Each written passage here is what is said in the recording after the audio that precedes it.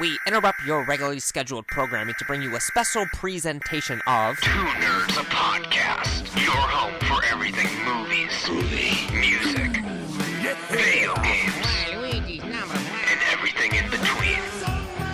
With your hosts, Bunny the Bruiser, and Dynamite Jared Latching. How's it going, everyone, and welcome to another episode of Two Nerds, a podcast. I am your humble host, Buddy the Bruiser, here alone today from the mean streets of Ashtabula, Ohio. Jared is on a tape hunt, which for those of you that are unaware with the VHS collecting community, he is going across country to find the rarest and most exclusive tapes ever. And we couldn't just do one nerd a podcast. The show's called Two Nerds a Podcast. So I had to find another nerd to come and help me with this show. So we're on Skype right now with a man who needs no introduction, but I'll give him one anyway. He is the... What do they call... Are you the owner, proprietor, the webmaster? Like, what is your official title? I like owner proprietor. The owner proprietor of What's on the Shelf blog. If you're a longtime subscriber to my channel, maybe like 5 years or so, you may remember him from Fatality Gaming. But we got Steve Wargo on the show today, otherwise known as What's on the Steve. How you doing, pal? You know. After being able to log in, I'm feeling a lot better. Yeah, what was going on there? We had some technical difficulties with your Skype. What was going on? Microsoft didn't like the fact that I was trying to log on to my account, so it blocked me twice.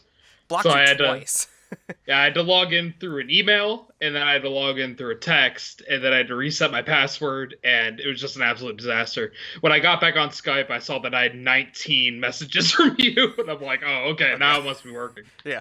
Have you heard, because that kind of reminded me, there's this thing going on with Ohio State right now, but to, like, log into, like, your student account, you have to do it through two devices at once. Like, you log in on your computer, and then it sends you a text, and then you have to, like, log in through your phone as well to make sure no one's like hacking your shit. Which is like, I don't even think it's a text. You have to like log in through an app. So like if you don't have a smartphone, like you're fucked. Like what are you gonna do?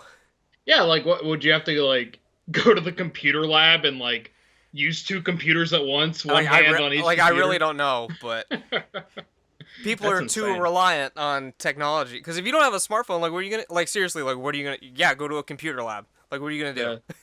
Yeah, like there's a dude at my work that still uses a flip phone. He's like, I don't need a damn smartphone. I was like, all right, you do you, I guess. Cool.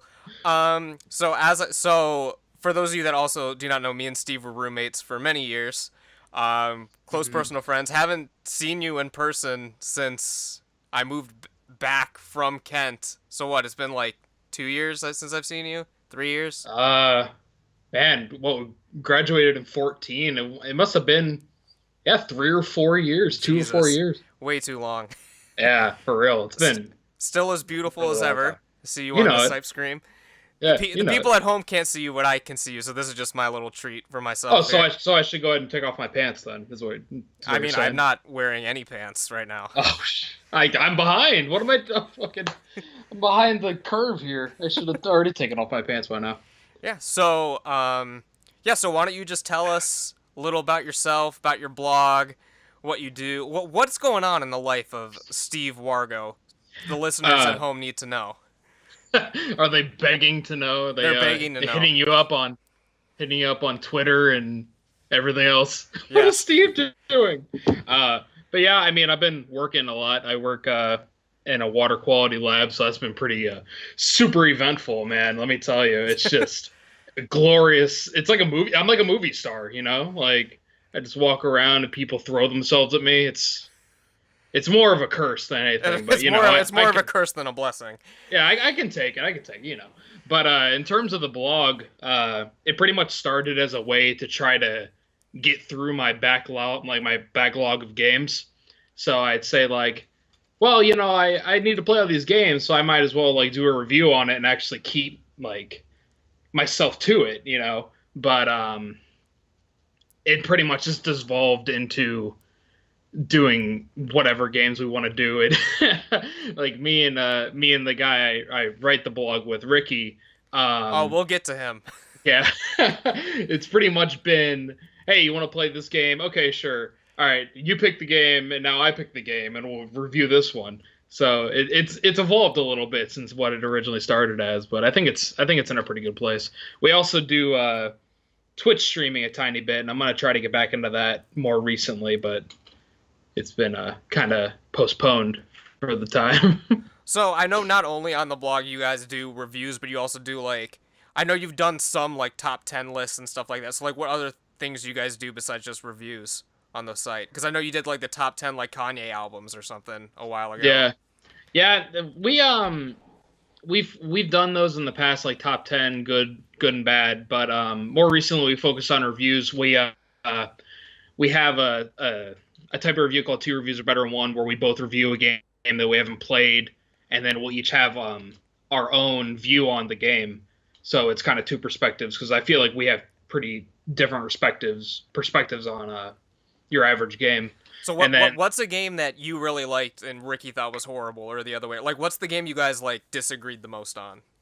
the one that we disagreed the most on, I think Psychonauts is a big one that we disagreed on quite a bit. He really liked it, and I was entirely turned off. I'm not a big fan of platformers in the first place. So when you take a platform, put it on an older system, especially during the polygonal era of gaming, it was just kind of a mess. I kept, I felt like it's totally incompetent, because there would be just a basic jump to like a platform, and I would just flat out miss it. I would just be like, fuck this. So a gamer that does not like that's the cornerstone. So what games are you in? Like, just for someone who, because we have a lot of people that listen to the show that like aren't gamers. Like, what's obviously platformers are like Mario and stuff like that. Like games where you are platforming, you're going through a level, you're getting to the end of the level essentially. So what kind of games do you guys do you focus on all games? Do you focus on like a certain type of game, or like what is your favorite kind of game? Well, there's not really a focus to the games that we review. More recently, we've done kind of nostalgic games. We did Final Fantasy VII, because that was a huge part of Ricky's childhood. So we kind of took that, and he kind of gave a retrospective what he remembered from his childhood and how much he liked it. And then I came in as I'd never played it before, so I was totally blind to the Final Fantasy nostalgia. And in terms of games I like, man, I'm a big fan of shooters. I'm not like first person shooters, like Call of Duty style games. I've been into Overwatch a lot recently, actually. I also like fighting games, just action games. I'm not really a big fan of puzzle games or platform games where you're trying to, jump onto platforms to progress through the level. Yeah, I've been really into a game called For Honor, which is kind of a fighting style game. It's kind of like a League of Legends style where there's locations that you have to capture, and then you have to hold them against the enemy. I've been really into that recently, actually. What's the deal with this Fortnite thing? I've been seeing it on Twitter, but I have no idea what that is. I'm not super familiar, but it's been huge. Fortnite and PlayerUnknown Battleground have been colossal in terms of the first-person shooter. I think it's a third-person shooter, actually, but the shooter genre, where I'm pretty sure you're just plopped into a map with like 100 other people, and it's pretty much a survival. You get your gun, and you have to prevent the other people in the game from killing you. And I'm pretty sure as you kill other people, you get rewards and whatnot. It just sounds like chaos to me. I don't know. 100 people in one map, that's just crazy. You know? That sounds a little too much for me. I can barely handle like 8 people on Super Smash Brothers when I used to do that. I can't imagine 100 or whatever. Yeah. But yeah. So you decided what made you decide you want to start a blog, and like you said, to talk about like all the games that you've had and you've completed. You want to talk about them.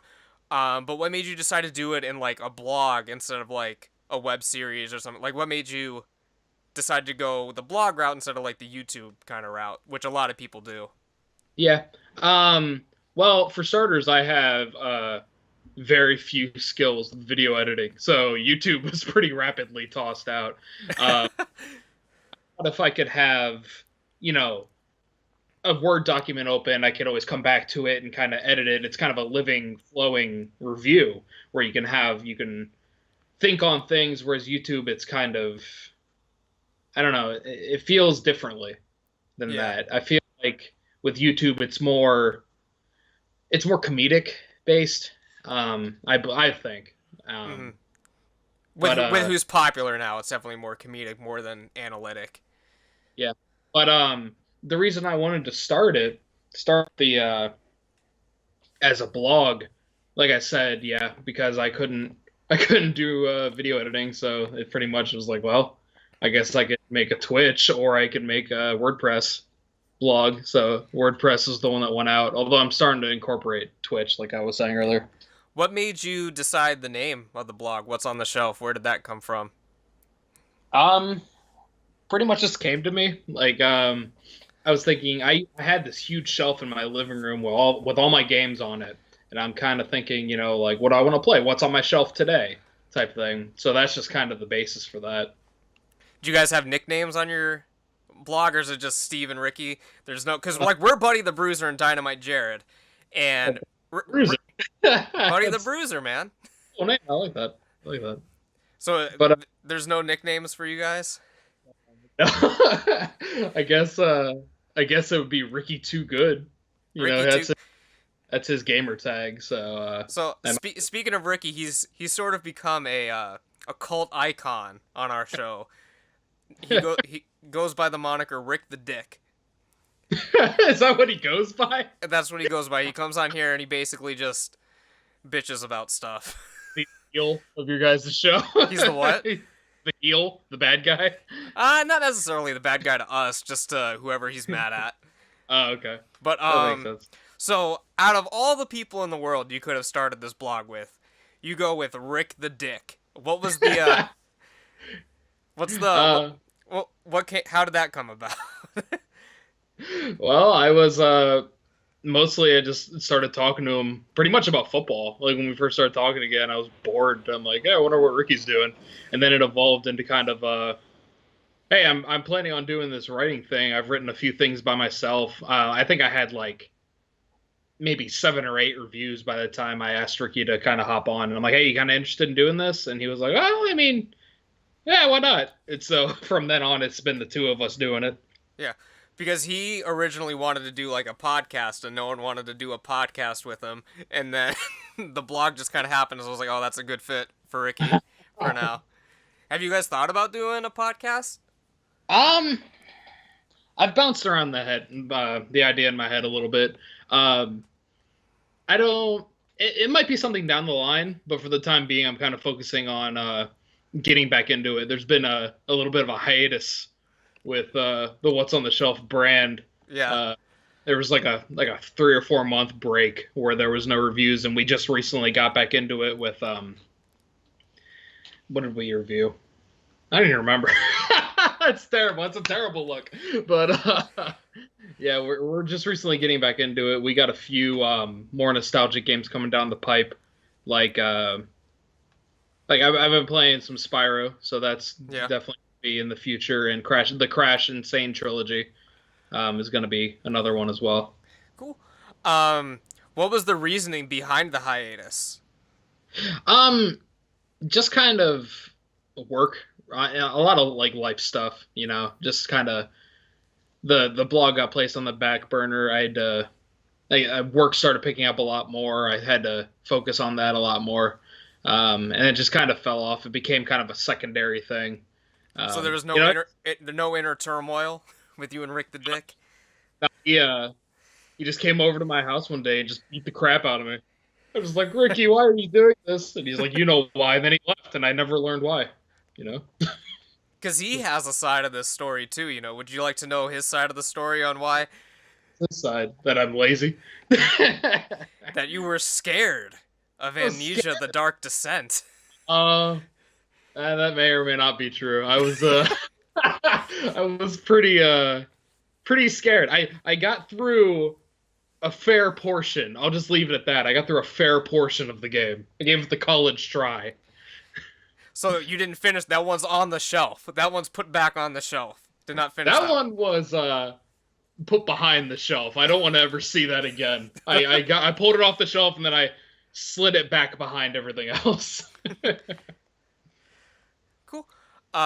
So I wanted to ask this because I know nothing about the Twitch community, but are there like teams or because like I see people with like on Twitter they're like in parentheses like TM or whatever. Like what's all that stuff mean? So I was kind of looking into that. So there's different like groups you can join, and the people in that group pretty much build off of each other to build their channels. I was on what was it, Team MC for a little bit, where I you think pretty that's what I'm talking about. Is like much, TEEM. yeah. So you would tweet out like your Twitch, and you would use that hashtag, and it would get retweeted rapidly by the other people in the group. And I it's a good way to get your identity out there, but at the same time, I don't know, I kind of felt like I was getting a lot of like follow for follow type things, so I essentially was like, I'm not going to do this. If I want the channel to grow, I want to try to grow it organically instead of following for following and all that. Yeah, because I know on our channel we get a lot of the people who will like like click on a video, comment just like, oh yeah, hell yeah, dude, like leaving this a huge thumbs up and then like never see them again. Yeah. Or it's like, wow, I checked out your stuff. It was real great. Can you go to my channel and like my stuff? And it's like, you probably liked a minute of the video and then left. Yeah.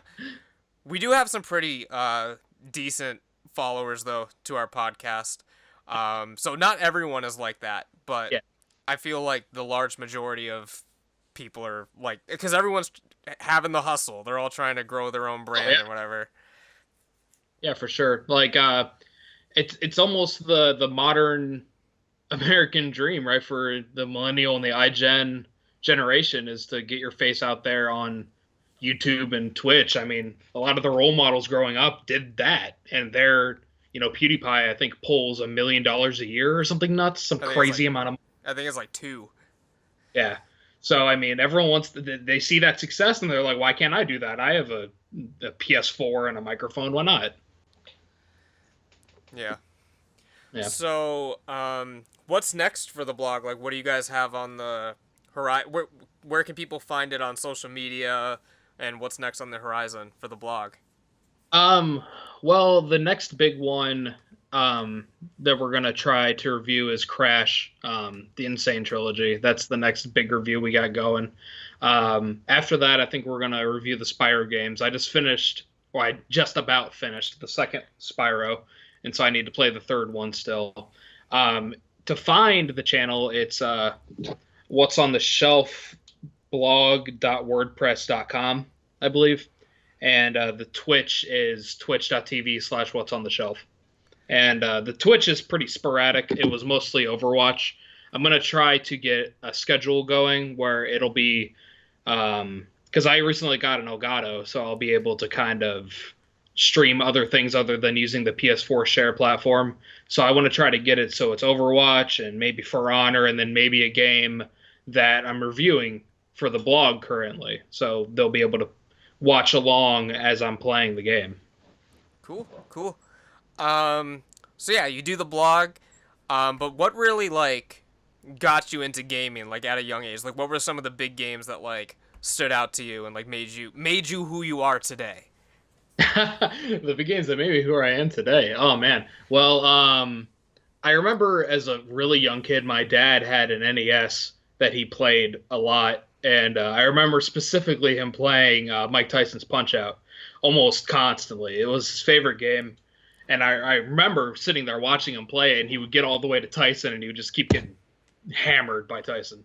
And that was kind of the earliest memory of mine. Wasn't he a fan of Bad Dudes as well? Is that the... Yeah. I actually made mention of that the last time I was home, because he said that when they said we're bad, he was like, that was so cool, because the guys would actually talk in the game. They'd be like, yeah, we're bad. And I looked up like the game footage of it, and it's all gravelly and like super scratchy sounding. It's like, we're bad. It sounds like crap. And it's funny to see, that generational gap of like, I'm used to, these modern games, and he thought that was so crazy. Like, that was amazing. But yeah, after kind of growing up a little bit, I got a PlayStation and I played that a little bit. I remember playing a lot of Tony Hawk. That was a pretty big part of my childhood. But the big one was when I got my N64 and I got Majora's Mask. Hell yeah, favorite game of yeah. all time. You know the deal. It's a fantastic game. And I put so many hours into Majora's Mask and Ocarina of Time. Just took up huge chunks of my life. Because that was the big one because like as you said with like your dad with Bad Dudes, hearing someone talk for the first time was like mind blowing. For me, it was from going like seeing the NES and then the N64, like seeing Mario 64, like fucking like blew my mind. Yeah, like seeing things in 3D was absurd. Like it's in a 3D space. That's crazy, you know? Yeah. But I actually had a real crappy TV when I was first playing my N64, and like the colors were all faded. It would cut in between color and black and white. And then I remember the day we went to like Rent-A-Center or Aaron's or one of those stores, and my mom got me a new color TV, and I remember like that blew my goddamn mind because all these colors. I'm like, wow, there are all these colors that I've never seen. Like all these colors in this game, it's nuts. I remember that very vividly too. But playing through high school too, I played a lot of the Call of Duty games. I remember there was a time during high school when I would come home, I would play Call of Duty with my group of friends. I'd play Team Tactical, which is 4v4, and I would play until I went to bed, like for a month or two at a time. That's all I would do. I think in the Call of Duty Modern Warfare 2, I think I had 30 days of online play. Looking back at that, I'm like, Jesus Christ, what the hell is wrong with me? Yeah. I remember it was a big thing because, like, I was never allowed to have games like that until I was, like, of age. So, like, I had to get a lot of my shooting... Cause that's why I'm terrible at shooting games now, because a lot of my shooting game stuff was done at, like, friends' house, and we used to, like, bring... like, everyone who had an Xbox at the time would, like, bring it over. We'd play Halo, like, connected through, like, all these TVs. And, like, it was ridiculous. Like, I can't even imagine, like, doing that in today's day and age. Like, I don't know.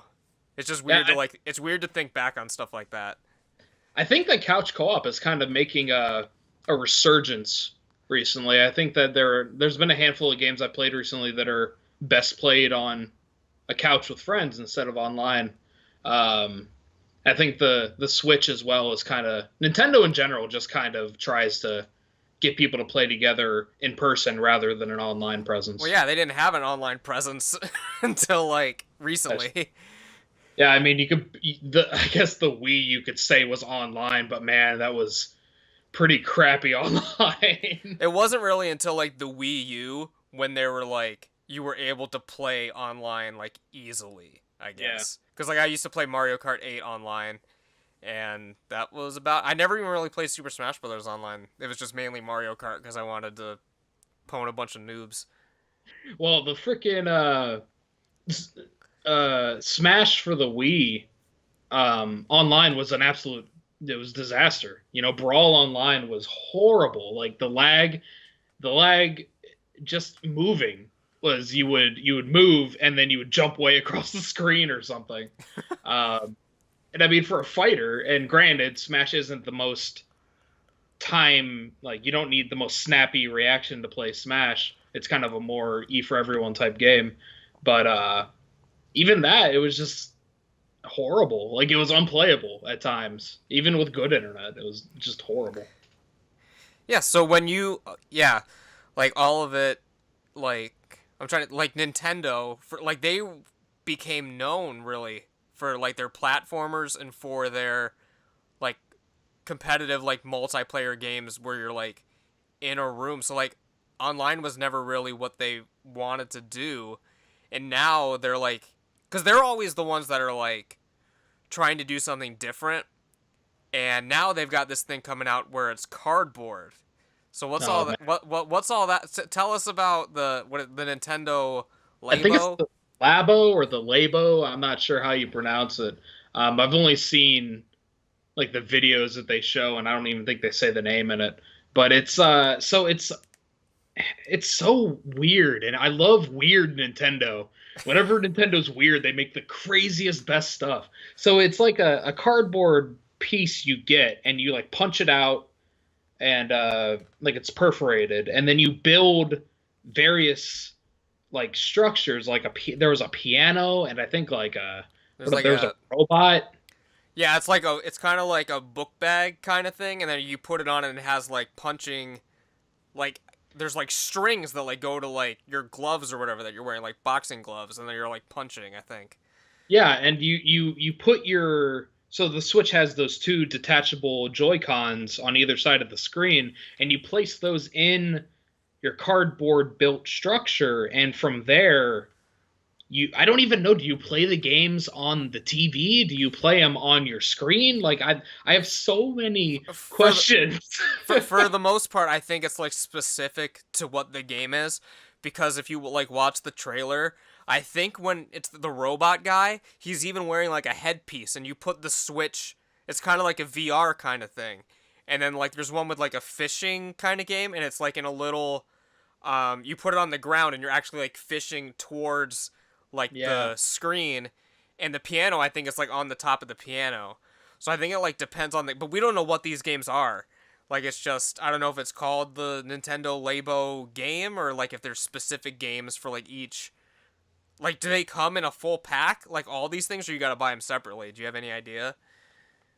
So you buy, there's two different sets that I saw on Amazon. One was the robot, which is the backpack you were talking about, and the other one was like a variety pack. And I think that the variety pack had like the piano and the Fisher rod and like a few other things. And the robot was pretty, I'm pretty sure was just the backpack robot, but that seemed to be like a three-piece huge set. So I imagine that, you know, there's a lot more going on with that than just making the piano. But I want to know if there's going to be, is there going to be functionality down like way down the line? Is there going to be functionality with this in other games? Like, is this going to be kind of an amiibo thing where you can take your, Ike Super Smash Brothers amiibo and pop it on your Mario Odyssey game, and it'll go find you a moon sprite or whatever? Is it going to be something like that? Is there going to be some kind of functionality with other games? I could see I don't. This isn't confirmed, but maybe like the whole like backpack boxing glove thing. Maybe when the new Super Smash comes out, that could have some functionality with that. I don't know if that's what they're planning. I'm just saying that would be a good idea. Oh yeah, that'd be really cool. And another thing is, I can never tell with Nintendo, but is this geared for older game players, or is this for younger people? Because I think it's supposed to be geared towards younger, like maybe ages 6 to 14 or something. But I see all these older people that are just freaking out about it. Like, I need this. I need to be a robot. And obviously, who wouldn't want to be a robot? That is like a good question to like bring up though, because like say for example, like I buy the robot outfit or whatever, and it doesn't fit or something like that. Like you know what I mean? Yeah, yeah. Because I imagine with cardboard, it's not going to have a lot of mobility for sizes. Yeah. And that why do you think they went with cardboard? I don't know. I was kind of tossing around in my head, and my brain immediately went to because it's cheap. Like Nintendo's trying to save money, and I'm like, oh, that's a little uh, cynical. And Yeah. maybe it was that it's recyclable. Maybe they're trying to go for an environmentally friendly aspect with this, that they can make this cardboard from recycled materials, and it has a zero carbon footprint or something like that. I think that's what I would love. I would love that if I would totally buy it if they did that just on principle alone. But I think part yeah, of it might be because it's like lightweight. I don't know. that too. That too. But the thing that I'm worried about is like, is it gonna get like fucked up? Yeah, I mean, especially with something that has a lot of moving parts, like the piano in particular. I mean, the keys are all it's small, but it's like 10 keys or something like that. But all these are moving keys. It's just if it breaks off in your piano set, are you going to be able to repair it? Like, can you just repair it with glue? Like, how long do these things last? I guess is it thick cardboard? Is it going to be lasting for a year? Is it going to last 3 months? If you spill a drink on it, is it totally screwed no matter what? Yeah. Or Well, what do these things retail as? Because you said you looked on Amazon. Like, what is it? So the variety set I think was 70, and the robot set I think was 80. So they were pretty Okay. close in price to So each other. does that come with game or is that just the cardboard? I think it was. I don't know I because I couldn't find anything with a game. I think that maybe it'll be something you download on the Switch itself, and then when you put the Joy Cons into whatever you're playing as, it'll like activate on the Switch. right. But I don't necessarily know if they're gonna sell like a game with it. It might Well, just yeah. be something that's built in. Yeah, because I was just because like $80 is like a little steep just for the card. Like you know what? Because like how you said Yeah, it's like exactly. cheap. That's like fucking like a million times like profit on that. Yeah, yeah, they're making a crazy profit margin if they're selling it for $80. And no games included. Yeah, so like I don't Yeah. know if they'll come out with like, say for example yours does break and you just want to buy the cardboard thing again and not the game. Like you buy that for like $20 or whatever, just get a new one or something like that. Like we really don't know anything about this yet because what it's just been that one trailer. Yeah, there's been a few articles about it. I read something before on Kotaku that was talking about it, but yeah, I think it's just been that one trailer. They're keeping it pretty hush hush. But as with most of the stuff Nintendo does, I could either see this being a colossal flop or a huge success. I mean, it's It could gonna be massive or it's gonna be a complete flop. So it could either be the new Amiibos, a huge success, or the new Virtual Boy. Yeah, it. I don't think there's gonna be an in between with this thing. Yeah. So, are you excited for the Nintendo Labo? Uh, yeah, I'm excited. I'm thinking I'm gonna buy the variety pack because I'm a bigger fellow, so I don't know if the robots that'll necessarily fit me. But yeah, I mean, I'm I'm more interested. Like I'm just kind of curious about it. You know, it's so weird that it's like Nintendo's doing a brilliant job of this, by the way, of keeping it kind of under wraps. Like, oh, what do you do with this thing? You know, it's making people want. I want to buy it. I want to own it now. But yeah, I've honestly I could see what happened. I could see that I'm gonna make this thing. I'm gonna buy it and I'm gonna make the little piano. I'm gonna play it twice and I'm probably gonna throw it in my closet or something. Yeah. But I'm curious. I'm curious as to what's gonna happen with it. What other things are you excited for this year? What Um, games? well, I think the big one for me anyway is the new Red Dead Redemption. They're making Red Dead 2, and the first Red Dead ended on kind of a cliffhanger. I'm not going to spoil it, but it was a cliffhanger ending, and it's the sequel to that is going to really open up. I mean, it's a whole new ballpark with this. So and the Wild West genre I feel has kind of been underrepresented in games. I mean, you have the Red Dead series, but other than that, I mean, it's You've got what Custer's Last Stand on Atari. That's what I was just thinking of. I thought it was Custer's Revenge. I didn't It might be didn't wanna Custer's say it. Revenge. Is it? I don't remember. But yeah, I feel like the Wild West is such a cool thing, but it's so no one ever really does anything with it. It's just you could just make up anything as long as you have a cowboy on a horse in the desert. You can make anything. It's a sandbox, literally. I would say it's not just underrepresented in gaming, but I'd say in like all media basically because what you get like one Western movie every like 2 years or something, like a mainstream one that like people are gonna like see. Like you get maybe like one every like 2 years. Yeah, I feel like Hollywood kind of uh, spent it early with westerns. I mean, they were huge when like Clint Eastwood was first coming up. He pretty much cut his teeth on western movies. And John But Wayne, man, yeah, John Wade. I got a And John I Wayne always bobblehead for Christmas. I always think of the good, the bad, and the ugly when I think of westerns. Yeah. But I mean, John Wayne he's the man. You know, he's Mr. Western. But I feel like they kind of were like Western, Western, Western, Western, and then they're like, all right, no more westerns for like 30 years. Yeah. We're done with them. But other games I'm kind of excited for. I haven't looked too deep into it, but the new God of War looks really interesting. I like that they're going in a totally different direction with it. I mean, an entire different art style, even, but a little less cartoony, a little more realistic, which is I'm a huge fan of that. I'm kind of curious as to how they're going to do that. I think it's a big escort because I think Kratos has a son in this one, so it's pretty much going to be escorting his son through all this peril that he has to go through. And I'm curious how they're gonna make it. They're gonna have to make it fresh, but also, true to the story material, because people are gonna buy God of War. They're gonna have a certain expectation going into it. Yeah. Um, What games aren't you looking forward? Are there anything coming out this year and you're like, oh god, that looks horrible? Nothing, nothing yet. I'm kind of leery about if Final Fantasy VII is going to come out this year, the remake of Final Fantasy VII. Because man, I don't know. That's another one that I could see disappointing a lot of people, and people with Final Fantasy are going to be disappointed regardless, just because that's such a, No you matter don't talk. what. Yeah, it's kind of a timeless classic, especially Seven. But I'm kind of excited for that, and I'm kind of also nervous for that, I guess would be the term.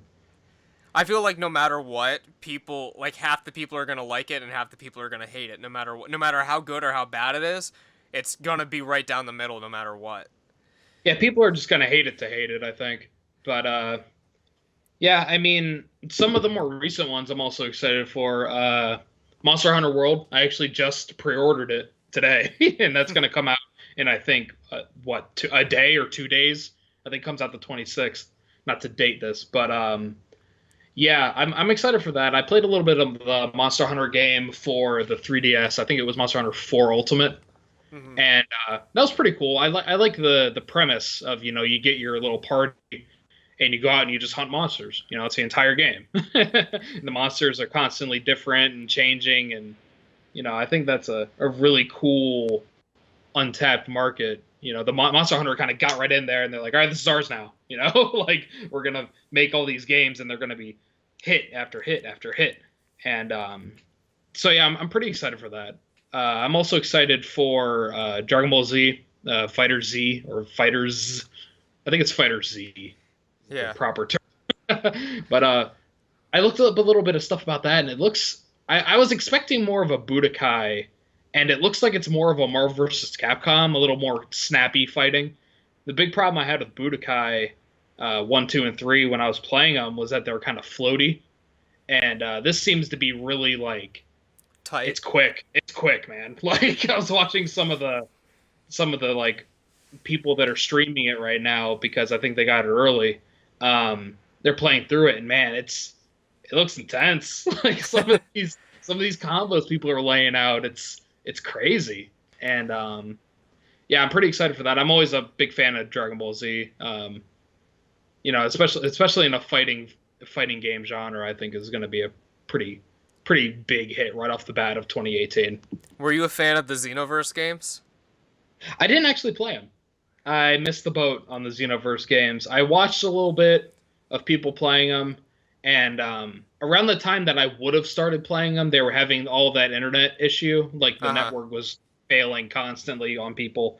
So I was kind of like, I'll play it eventually, and then eventually never came. I might pick it up, because I imagine once Fighter Z comes out, it's going to drop in price pretty rapidly, because, last year's Dragon Ball Z game, or 2 years ago, whatever it even was. See, I played the first one on PS4, and when I first got it, I played it constantly for like 4 days. But this came out like, what, 2015-ish, I want to say. And I played it and I was in grad school at the time. So I played it like nonstop for like 3 or 4 days or something. And then I missed it for a day. And then after that, I just never played it again. Didn't have a lot of staying power, I guess. Yeah, I don't know. Like, I really liked it, but then once I got out of that zone, I was like out of it and just didn't want to play it anymore. Like, I was the same way, and you might kill me for this, and the internet might kill me for this. I was the same way with Breath of the Wild, because I played it every day for months and months and months, and then I let my girlfriend borrow it. Well, girlfriend at the time borrow it, and she played it for a couple weeks or whatever, and then she gave it back, and then I just couldn't get back into it for whatever reason. I don't know why. Yeah, honestly, I'm kind of in that same boat. Like, when I started it, and I played it for like a few hours when I first put it into my Switch, and I'm like, oh yeah, this is It's fantastic. I can acknowledge how freaking great Breath of the Wild is, but I played it for like a handful of days, and I'm like, all right, I'm done for a little bit, and then I haven't even gotten back into it. I don't even think I got out of like the first area to truly explore the world before I was like, nah, like it's good, it's great. Like, don't even get me wrong, but it's just, So you I don't haven't know. beaten it yet? Oh, No. Oh, I thought you beat it. no, I didn't. I didn't beat Breath of the Wild. No. Someone just said that I know Jared beat it. I thought it was you that beat it too, but I must have been wrong. Ricky hasn't. No. Someone I know just recently beat it, and I was like, shit. Well, because I didn't beat it either, because I wanted to complete everything you could before you fought Ganon or whatever, and then the DLC started coming out, and then I was just like, I'm never finishing this game. Yeah, I think that's kind of a failure of modern gaming, is that they want to. It's kind of a failure and a good thing, is that they're constantly pumping out new stuff, and it's like, relax. I just want to beat the game first, and then you can put all this stuff out. But yeah. So yeah, Breath of the Wild. I mean, it's great. It's so good, and I just can't get back into it. I don't know what it is. I see that happening currently with Mario Odyssey. And because I played the crap out of it the first like 2 days I bought it, and I'm like, man, this is fantastic. Like, everything is so fresh, and this is so nice. And then I put it down, and I'm like, all right, I'm gonna play other things. I almost fell back into like games that are comfort games, almost like Overwatch and For Honor. I was kind of like, let's play a game of Overwatch real quick, and then I'll get back to it. And then one game turned into a handful of games, which turned into a week, and then turned into a month, and And you're not even into platformers really anyway, so it must be really hard to try to get back into Odyssey. No, yeah, I mean, I don't like platformers, but I really like Odyssey. Like, that's how good Odyssey is. See, because when I got Odyssey, I was scared I was gonna fall into that, because by that point I was already out of Breath of the Wild, hadn't played it forever, because that came out in November, and I was like, okay, well, I need to beat this week, or I'm not gonna finish it. So I just like hammered it out, beat it in like 3 days or something, and then there was like, beat it in like a day and a half probably, and then there's like so much post game stuff. I like played that for like another week and then stopped, and I haven't fully completed it yet. But I beat the main story and a bunch after, but I have not completed the whole game yet because there are so many fucking moons. Yeah, like even I think me and my girlfriend have beaten like, I think 3 worlds or 4 worlds, and especially in the desert world, that like first area, well, the second area, I guess technically, yeah. We were playing, and we got the amount of moons you needed to progress to the next level, and then we're kind of like, let's keep playing, and then we got like an additional like 12 moons after the required moons. I'm like, how many freaking like stars are there in this game? Yeah. Like, it just kept going, and there's so many of them. Yeah, and I want to have you on the podcast again with Jared, because I know this is a conversation he wanted to have with us as well. But do you feel like, I know for sure in Mario this is the case, but do you feel like nowadays like games are holding your hand a little too much, just in general? I do see that, but I don't necessarily see it as a bad thing. With Mario especially, and I noticed it in Mario Kart for the Switch as well. You have a very wide range of ages and all, like, different demographics and gaming backgrounds, and I mean, Mario is transcendent across generations. I mean, everyone knows who Mario is. So you have all these people from all these different gaming backgrounds coming together and playing this game, and if they want to enjoy the game, but they don't necessarily have, this is going to sound like I'm a snob, but they don't necessarily have the skill to play through the game, then that's not the fault of, that's not the fault of the game. That's on them. But if they want to keep playing it, I have no problems with that. If they want to just continue on and see what the game has to offer, that's fine. But I do notice that they kind of give you a lot of leeway. The big one in Odyssey I noticed is that there's not really lives. I think when you die, you just lose 10 coins, and then you get put right into it. Mario Kart had the self-righting antenna, I think was the thing, where if you went too far off the road, it would kind of force you back onto the lane. Is that in deluxe? Because I don't think that's in the regular. I think that might just be for deluxe on Switch. Because I don't think it did that on the Wii U. Yes, it was on, because I remember on the Switch. I didn't play the one for the Wii U, so it was on the one I played. Um, so it's kind of a weird, butting of heads, because you have the people that are the extreme gaming community of like, oh, you just got to get good, you scrub, and then you have little 5-year-old Johnny down the street who just wants to play Mario. You got to make a game for both parties, and the only way I can see that working is to have that hand holding feature with the game. I don't know. It's kind of a weird dichotomy in the gaming community right now. Yeah. And this is another conversation that we're gonna have when we have you on again with Jared. But just briefly, like, what do you think about all these remakes of games that are coming out? Oh man. So again, and when we're with Jared, we can go on about the two of these topics probably for an entire podcast. But just in general, like, how do you feel about these remakes? In general, I do like the remakes, because there are these games coming out that I played in my childhood and I like, so I want to play them on a modern system. I want to play them with updated graphics. I want to play them with some of the more bullshit problems in the game removed. But on the other hand, it's like, at what point does this become a hindrance to new games coming out? At what point are we spending too much time looking at past games rather than looking towards new, different games? There seems to be a lot of remakes and remasters happening currently. I mean, I don't even know a system that Skyrim isn't playable on right now. I'm pretty sure it's playable across any platform. You throw a dart and you could hit a platform that Skyrim plays on. And that's fine, I guess, but at what point is it too much? It's a lot. And a big one, the Shadow of the Colossus remake is coming out, I think, this year. And are they doing a movie of it too? I thought I heard that. Oh, I don't know. That'd be awesome, though. I'd love to see that in a movie. It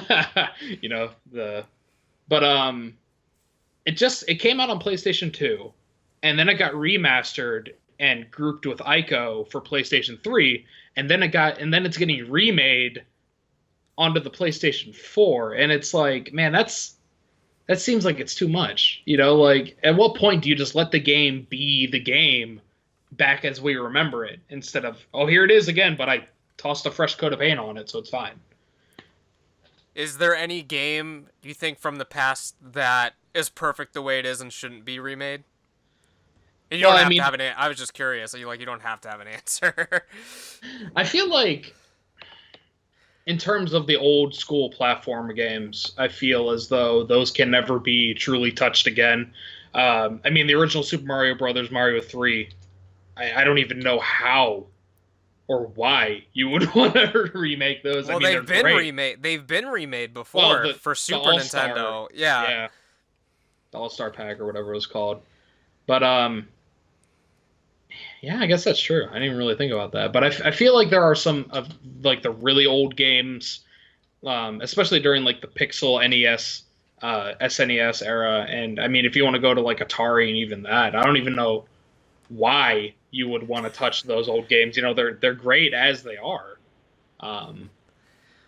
3D Pong or something just like ridiculous. Well, there was that Pac-Man game that was really, really good, I guess. The like Arcade Championship or something. I can't even remember the name of it, but it was apparently really good, and it was just Pac-Man with like some bells and whistles tossed into it, and people loved it. People ate it up. Yeah. So there's people remaking people are remaking games into better games. People are making games into movies. And recently, we just had the announcement that John Cena is in talks for the Duke Nukem movie. So, but my main question, first off, John Cena would be a good casting choice, I must say. But my question about this is who is the audience for this? Exactly. Like I don't even know who Duke Nukem in I don't even know if he fits modern society at all. It's gonna be like a timepiece, like this is what life was like in the 90s, But again, it's a timepiece that has missed the time. Like if Yeah. it was gonna be like they should have done it in the early 2000s, but I don't know. I mean, they could have got The Rock to do it. Yeah, I But guess. Get get the Undertaker to do it. Dye his oh, hair blonde, shave it short. Good to go. Hulk Hogan could have been Nukem. Oh yeah, that's true. But yeah, that's the question, isn't it? Like, is this geared towards our age, like people that are nostalgic about Duke Nukem? Is this geared for children that have never heard of Duke Nukem, or is this geared for neither? Is it geared for older adults? Like, I have no freaking clue what they're gonna do with this. Like, it's Duke Nukem, the embodiment of Duke Nukem, I don't even think really has a place in modern society. He was extremely crass, and he was like, especially with all the Me Too movement, I feel as though his Yeah. treatment towards women might not be seen in the most positive light. But it's such a weird choice. Like, I get it, the nostalgia can cash in a lot of money, but But I don't I just even don't think get why Duke Duke Nukem. Nukem. I don't think it was big enough to begin with to even be able to cash in, really. Because everyone my age, well, it could have been something with, like, the half a generation above us, like the people that are, like, 5, 10 years older than us, it might have been a bigger thing. But I know everyone our age, like, wasn't allowed to play it or wasn't That's true. aware of it. So I don't know if it's going to even people in their 30s and 40s if this is the demographic it's going for.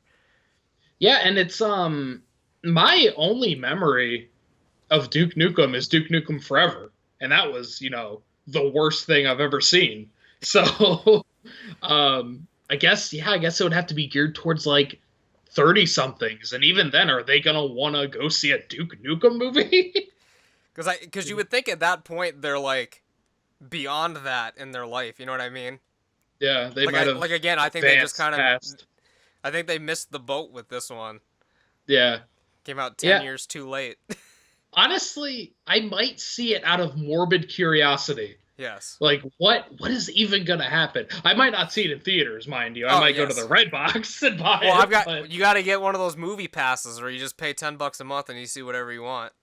Oh, do you have one of those? I just got mine in the mail like 2 weeks ago, but I waited man. for it. It's like a month process of, like, getting it, but I finally got mine. Yeah. Me and Katie need to get them, man, because you can't beat it, and it seems so shady. Like, how does How this is this even legal? work? How does this work as a business model? Are you making money? Are you losing money? Like, I want to ask the CEO of this Movie Pass program, like, what are you doing? Like, what's your plan here?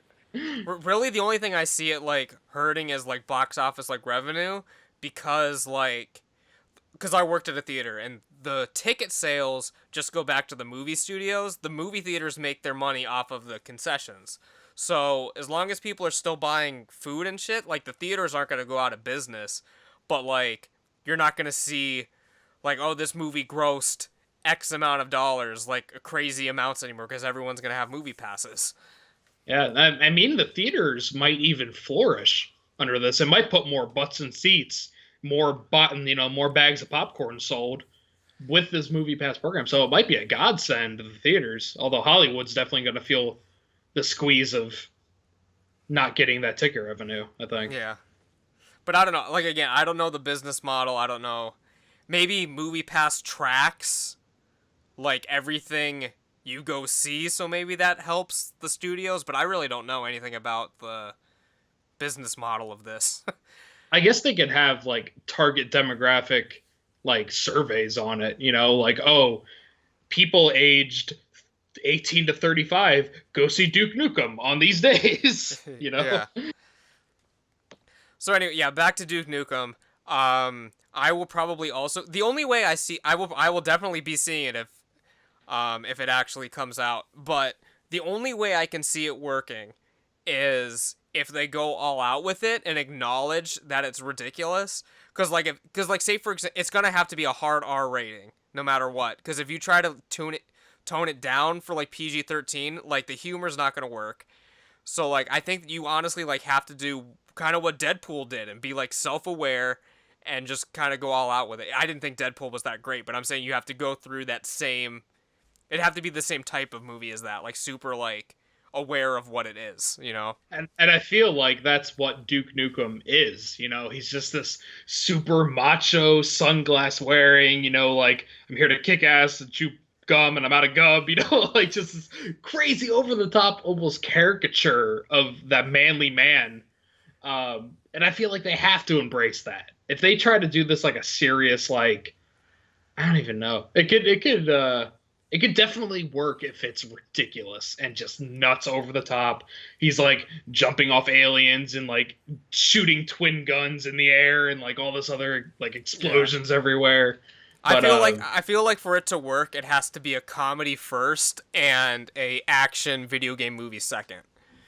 Almost. Yeah, I feel like it would almost be like the second half of Hot Fuzz when he goes back into the town and there's all these gunfights and all this other stuff. I feel like it almost has to be that, just totally ludicrous gunfights constantly. It's got to be constant for an hour and a half.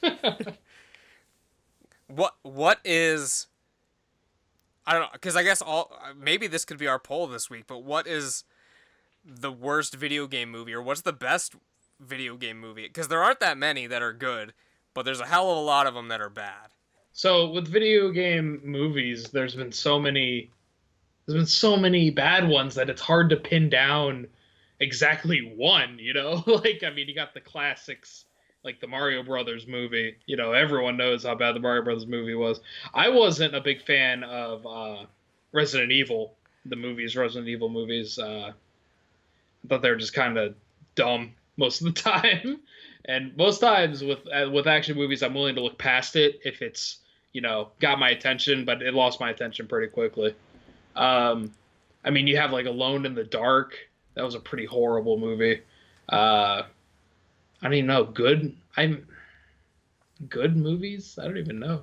I mean, there's like the Street Fighter movie. The first Mortal Kombat, people could argue. I don't think it's good, but most people. I don't think there's been a good video game movie. Off the top of my head, I can't think of one. Yeah, I mean, the Mortal Kombat movie, at least I acknowledge that it's like crazy. It kept my attention for the full, hour and a half or whatever it was.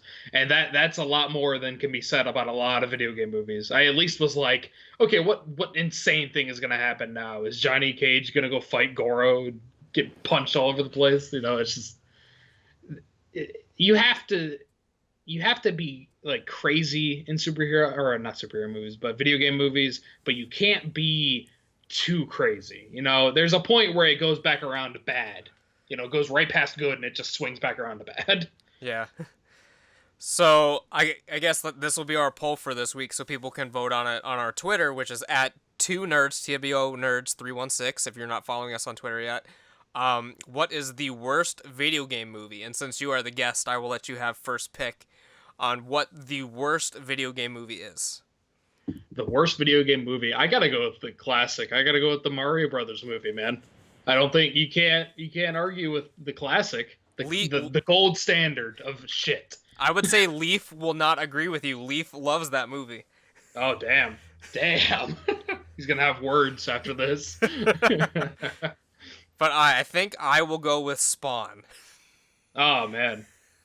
Hey, he was pretty cool, man. No, hold on.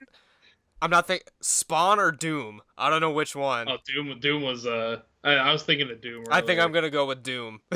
Because Spawn at least it was in the 90s, and like Doom was like mid 2000s. Like they could have, I don't know. I feel as if they should have learned from past mistakes of all these movies.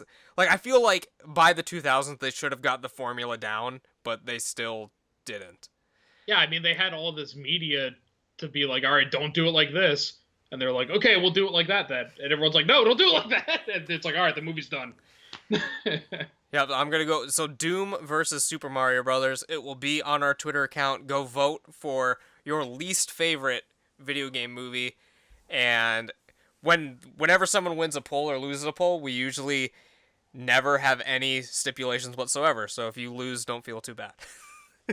All right, great. All right. Originally, when we conceived the polls this season, we were like, all right, so we're going to do Music Month.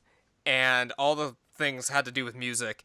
And the loser was supposed to go to, like, the local karaoke spot, like, in our town, like, Geneva on the Lake. Like, it was, like, people do a lot of karaoke down there, and they were supposed to sing All-Star. Like, absolutely, like, 100% into it. Like, not, like, ironic at all. And it just never happened. So, since then, we've never had any punishments for the polls. So, All right. you don't have too much on the line if you lose, and I don't have too much on the line if I lose. Man, this is probably gonna keep me up at night, man. I feel like people are gonna be judging me now for my choice. Cool. I'll be fine. So yeah, that was the main bulk of our show, our video game conversation. We hope to have you on again to talk more about video games. Oh yeah, thanks for being on, man. It was fantastic. It was fun. Wow. Yeah, but was there anything else you wanted? Did you have? Because for those, we've said it a couple times on the show, and I asked you to think of the most ridiculous memory of us living together in college, like just from 1550, the legendary grounds, the frat house with no frat boys. My old stomping grounds. Man, the most ridiculous thing was during, and this might not even be the most ridiculous, but it's the one that immediately came to me, is when it was during one of the Monster Madness sessions where we would watch a scary movie or a Halloween-y movie every day in October, and we watched Moby Dick 2012, I think it was, or 2010. I think it was 2010. And there's one point where they're trying to find this giant, like, killer whale, and they mistake the whale for an island. And I remember everyone just freaking out, like, is the whale on the island? No, the whale is the island! And that's the one that really stuck out to me, is, like, that's one of my favorite memories from 1550. I mean, just Monster Mass in general. I mean, it was so fun the time.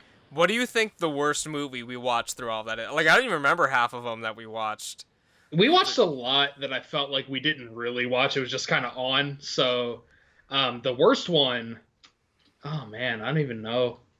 I feel like the third or the second Paranormal Activity wasn't very good. I like the first one a lot, just because it was kind of, setting the ground for the other ones. But I feel like the ones after, because I know we saw the fourth one in theaters, so I think we saw we watched the first ones in preparation for that. Because it's supposed to be like 31 movies for like 31 days, but some days we'd watch like 3 or 4 like a day. Yeah, yeah. I remember going off of that. I think the movie that scared me the most had to have been like, I think the first Insidious, and I remember it not being very good, but it just scared the shit out of me for some reason. There's that scene where like they're cutting back and forth between the people's faces. Oh, when they're at the table, when they're like at the kitchen table. Yeah, exactly. And then there's just the guy over the one person's shoulder, and I didn't expect it at all. Yeah. And I like fell out of my seat. Yeah, that gets everyone. Oh, it was terrifying. And I saw that shit. I saw the new Insidious, and there's one point where like she's opening briefcases, and she keeps looking behind the briefcase because that's the scare, yeah. And nothing happens. And then you're just like on the edge of your seat, like, oh, something's gonna happen. I know it. And then something happens that like you totally didn't expect, that they just kind of downplay, and it got me pretty good, Because it came out of like the last briefcase, didn't it?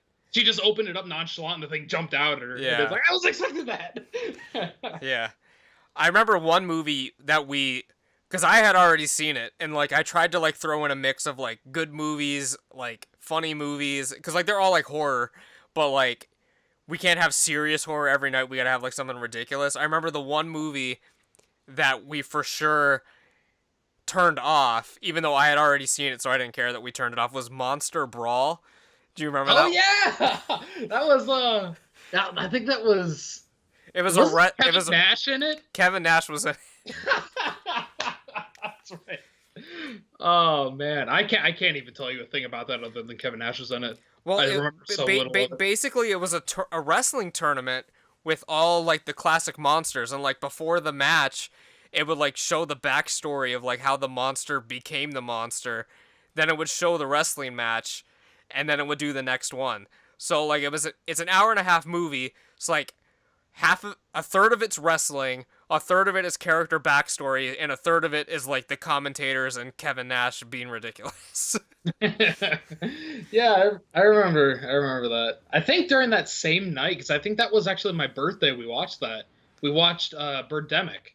Yeah, I think that was that same night, and yeah, Birdemic was a treat. It was majestic. Yeah. Which is actually might be the worst movie ever made. Everyone thinks it's The Room. The Room is fucking Macbeth compared to Birdemic. Yeah, like I don't even know how you can compare it, man. Birdemic is just top to bottom. It's just terrible the entire time. Like, it's so funny to watch though, especially with friends. It's just so funny to mock and make fun of. But yeah. Cool. Any more crazy college memories about anything? I wish I could remember more of them. Yeah, because I have two stories about Ricky, but I want to save that till we're on here with Jared so he can laugh about it too. Okay. But do you remember the time we played basketball with Ricky? Game fucking slathered in ravioli. Yes. Took a bath in ravioli. That was the one. Both of them involved food, but that one, and then I wanted you to tell Jared the story of Ricky double fisting the Whoppers. Do you remember that? Double fisting the Whoppers. Oh man. Okay, so this was so me and Steve lived together sophomore year for the first semester. The second semester, he moved into an apartment with our other friend Josh, who lived with us later, and a couple other people. And Josh and Ricky were like in the same class, like it was some like law class or something. And they had like a study group, and I guess Ricky like showed up late with like a bag of Burger King, and then like the entire time they're like trying to study, Ricky has like a Whopper in each hand, and he's just like going to town. Oh man, that's fantastic. Oh man, the guy, if he's hungry, he's just gonna go to town. That was his excuse, I guess, because I brought it up to him later. I was like, yeah, I was talking to Josh, and he said you were fucking going apeshit with some Whoppers, and he's like, I don't care, I was hungry. I just inhaled him. Oh man, that's great. That's fantastic. Yeah, I wish I remembered more college stories. Maybe for next time we're gonna have to go through our like friendship on Facebook and see what pictures were tagged in. I'm gonna have to. I wish I was sober enough to remember during college. See, I was sober the entire time. I just don't remember a lot of... You were the watcher. You were always overseeing what was going on when everyone else is going fucking crazy. Do you remember when Dan and Raleigh went streaking? I don't think I was there for that, because I heard about that. That was the Christmas party, the one year, and so they went streaking through the snow. I mean, what else are you gonna do on Christmas? I don't know. It's the reason for the season. I don't know, but we have like CEOs and office hoes. Yeah, I remember the CEOs and everyone wanted to do CEOs and SpaghettiOs party. I thought it was Sloppy Joes. Sloppy Joes and SpaghettiOs. I would have went to that for sure. Get some Sloppy Joes, SpaghettiOs, been made. Yeah, I don't really remember much else. Yeah. I mean, I know I do. I just can't think of it right now. I'd have to like see pictures or something. There was the toga party. I remember for about 25 minutes. There was a toga party. A toga party occurred. I cannot confirm nor deny that I was at it. I'm gonna have to look on my phone, but I know for sure. I can't remember what. It might have been my birthday party where everyone, except me, obviously, everyone was completely plastered at my one birthday party that year. And I remember Jimmy passed out in the bathtub, or in the bathroom at like 7:30 p.m. 7:30 p.m. he was out in the bathroom. And I remember the next morning, I like go into your room because like we were all gonna go to breakfast or something, and you're passed out like half on your bed, half on the floor because you just had the mattress on the floor, fully clothed, like a hoodie and shorts, and you just had a bag of chips like lying across your chest. Hey, that's thinking ahead. I knew I was gonna get hungry, and so I brought the bag of chips with me. It makes sense. It makes sense when you think about it. But I actually have a Jimmy little tidbit. Oh, go So on. he, I I've wake actually up. I've actually seen him more recently than I've seen you. I ran into him at a grocery store like a year ago, and he's like, "Hey, buddy," and I was like, "Oh God." For those of you that don't know, Jimmy was a sort of a roommate of ours, and by that I mean some guy who just slept on our couch for like 3 months. just hung out and crashed on our He couch. wasn't on the lease. But so I get up at 6 a.m. for work, and so I wake up at 6, and my alarm's going off, and I go turn off my alarm, and I see I have a message on Facebook. I'm like, what the hell is this? So I swipe on my phone, and I get to the message, and it's Jimmy. And let me find the exact wording. When was this? Like, how recently was this? Like a week ago. It was fairly Okay. recent. All right. It just says Tide Pod shots ? Got 25 pack. I stole it from my mom. And I just said, what? That was it. Like the most absurd thing to wake up. And he sent it at like 6. He woke up and sent this to me. It's like, what in the goddamn, Jimmy? And I immediately texted Josh. I'm like, dude, Jimmy just fucking messaged me about Tide Pods. How's Josh doing? I haven't talked to him in forever. I mean, he seems to love the Air Force now. He got married to that girl that he met living in Hawaii. I mean, he seems to, have it made. We should have got an invite to that wedding, man. I think it was like really small. I want to say it was like 10 people, and it was in Hawaii. So obviously, yeah. He still should have flown me out. I'm still hurt, but I'm not talking to him. As soon as he messages me, I'm like, dude, you should have invited me to your wedding, and then I hang up. Just don't talk to him. Nah, but we still talk every now and again. Yeah. But he seems to be doing really well, and I'm happy for that. That's good. I really only see Ricky nowadays. And then it's not very much. But like Leaf is in like New Hampshire or something, wherever Kayla's from. Yeah, he's living with Kayla in New Hampshire right now. Ugh. And Raleigh and Smalley are back in good old Indiana. Yeah, did they Smalley just got engaged, didn't he? He did. Both of us did. Yeah. Congrats on that again. Oh yeah. By the way. Awesome. Yeah. But I was floored when I heard that Smalley got engaged. I'm like, wow. Did you see the video? There was a video? Okay, so I'm not passing judgment on everyone. Everyone has their own ideas on how to propose and what's romantic and not romantic. Smalley, are you aware of the White Family Chili Party? Oh, yeah, of course. Who isn't? So, for those of you that don't know, the White family has a chili party every year. And at this year, Smalley proposed to his girlfriend at the chili party. Did he put the ring in a bowl of chili and she ate her way to it? No, like in the video, like the whole family's doing like a prayer or something, and everyone like has their eyes closed except for the person doing the video, obviously. And Smalley's like standing there like during this prayer, like, everyone has their eyes closed, and he just like gets on his knee when everyone's eyes are closed. So then when they open, and he's like on his knee. Oh, it's kind of cute.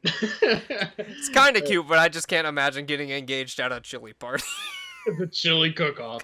Yeah, it seems to be an interesting time and place to do it, but I'm not gonna judge. You do you.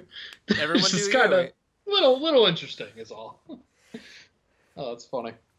But yeah, it'd be an interesting podcast to get all of us on the show at once. Oh God! Oh God! What's going? It would be a disaster. It would just be chaos. All we do is talk about Jimmy. Just do a podcast strictly about Jimmy. The Jimmy cast. Oh, speaking of which, everyone, like, Larry's married, has a kid, and Caleb on the drums released an actual, non-ironically good song. Did he? Actually good. Yeah, I'll have to send it to you on Spotify or something. But like, it's sure. it's genuinely good. Like, not. Nice. Yeah. So, is it like a full song or is it just beats? Because I know he was doing beats for no, a little bit. he raps on it and everything. Oh damn, nice. Yeah. Good So for him. everyone's an adult except Raleigh. Raleigh just hanging out, doing Raleigh, you know. Well, I don't know. He could be. I don't know. I don't know if he has a girlfriend or anything, but it seems like he's just doing his thing. Yeah, I haven't talked to any of them in forever. I mean, Raleigh's. Man, what? How old are we? How old am I? No, Well, but he's I turned 26 in like a month and a half. I'm currently 26, so 4 more years until 30. Oh, I'm God. not bitter about it at all. Don't worry. Oh man. Oh God. Well, I think we've rambled on long enough. Tell everyone again where they can find your blog and social media and all that. All right. So you can find the Twitter account at On the Shelf blog. You can find the blog itself on WordPress it's what's on the shelf blog.wordpress.com, and you can find us on Twitch at twitch.tv/what's on the shelf. Cool. So yeah, you can find us anywhere on this. Did you say Facebook? No. No. No, we had a Facebook, but I don't think we're really going to continue it. Oh, okay. Yeah. Cool. Well, it was great talking to you, Steve. We hope to have you on the show again with Jared to talk about various different topics that we didn't talk about today. Hopefully That's soon. sure. Soon, maybe when he gets back from his tape hunt. So we'll be talking to you again and not too distantly in the future. All right, sounds good. I look forward to it. Well, that's about it for this week, guys. Make sure you follow us on Instagram, Twitter, YouTube. Subscribe if you're not subscribed yet. And this is Buddy the Bruiser signing off, and we will see you next week with another brand new episode. Take care. Bye. Cool.